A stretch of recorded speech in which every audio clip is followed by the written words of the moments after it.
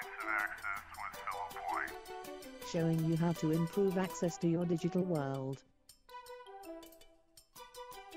Guidelines for building Word 2016 documents. Color emphasis can be used, but you should include an additional visual clue like an asterisk.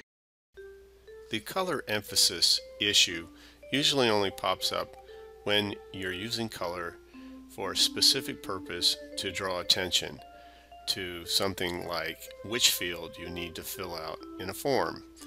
In Microsoft Word, you can use the Developer tab up here. You can add forms. In this case, what we have is a color example here where name and email are marked in red and are required fields. To improve that, we just add an asterisk after them. That way, someone who has color blindness is able to see it.